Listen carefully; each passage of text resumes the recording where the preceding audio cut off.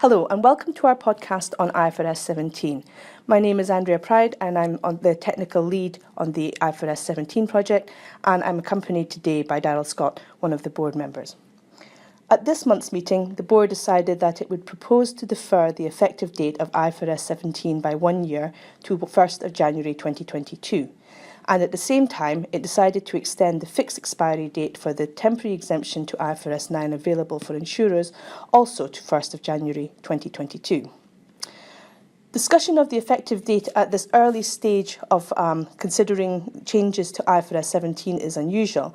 However, in doing this discussion, the board is responding to feedback from many stakeholders that it would be useful for them to understand sooner rather than later if there is going to be a deferral to the effective date of IFRS 17, and it will help them make things like, for example, business planning and budgeting decisions. Darrel, would you like to comment on some of the discussion about why the board agreed with the staff that a deferral should be permitted? Thanks, Andrea. Yes, so the board had quite an extensive discussion on the topic. And essentially what the board was deciding in the context first of IFRS 17, and I'll get to IFRS 9 in a moment. The context of IFRS 17 was to leave the standard as is, leave the effective date as is with no change, extend it by a year, which was the recommendation that we'd received from the staff, or extend it by further. In talking about this, the board was cognizant of the fact that we had heard requests from preparers in particular to extend by a year because of some of the issues that they felt they were experiencing during the implementation phase. And this was covered and discussed at length in the board discussion, but the board wasn't very sympathetic with that view.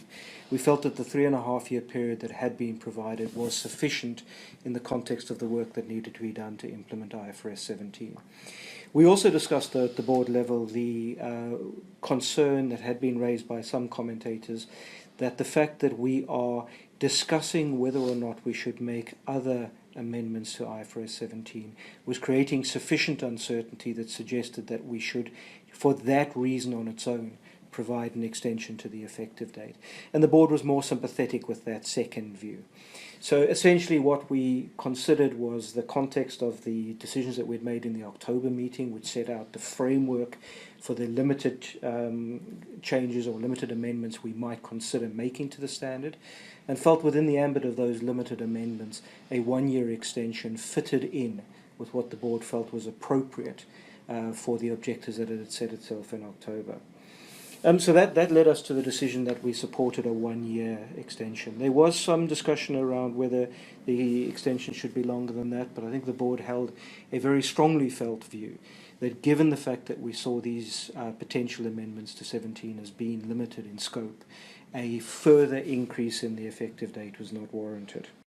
So in considering the changes to the effective dates, how do we think that that's going to impact on endorsement processes around the world?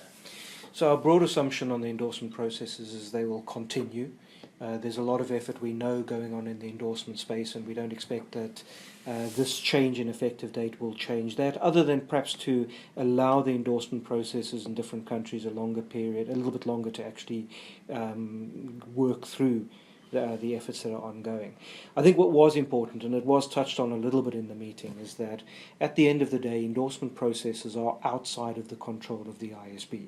And so we need to get on with our own effort and make sure we do what we have to do within the time frame that we believe appropriate, and then leave it to those authorities in the various jurisdictions to give effect to the endorsement as in within their own processes. And you mentioned IFRS 9. So IFRS 9, I think, was the second element of the discussion that came up, and as much as many people couple IFRS 17 effective date directly with IFRS 9, the discussion at the board table really took a concerted view on the fact that actually these two issues are independent. IFRS 9 is essentially live, it's in the environment right now, it's been applied by companies. Many of the considerations that we had in thinking about the effective date of 17 aren't applicable to 9. There are no changes occurring to the standard, it is a stable platform, people can move ahead and actually apply IFRS 9. And I think we were concerned that the direct benefits that come from IFRS 9 should not be delayed for any longer than necessary.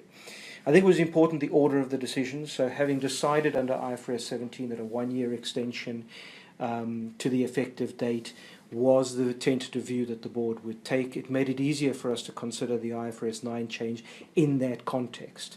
And so although the same arguments did not apply, we felt that a 1-year extension to IFRS 9 was not a significant negative impact on the process. And so consequently we felt that it was acceptable to make that change to IFRS 9 as well.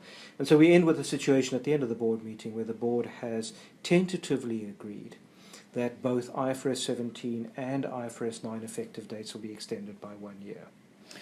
Okay, and we discussed at the October board meeting, of course, that when the board has got its way through the whole of this process, it will step back and look at the decisions in aggregate and see whether they're still appropriate.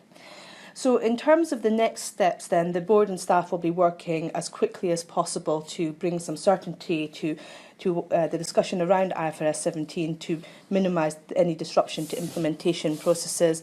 I've been hearing that most people seem to be understanding that implementation needs to progress as we deliberate, and that this isn't a reason to stop down, and that there are many parts of the standard that can carry on with implementation. And I think in particular we're working hard to ensure that any amendments that we do propose and later deliberate will definitely be finalised within the 12 to 18 months before 1st of January 22 that would normally allow for companies to take into account of amendments to standards. And that would allow the companies to finalise their implementation processes after taking into account any amendments that we might make. Thank you for listening to our podcast, and we look forward to speaking to you again.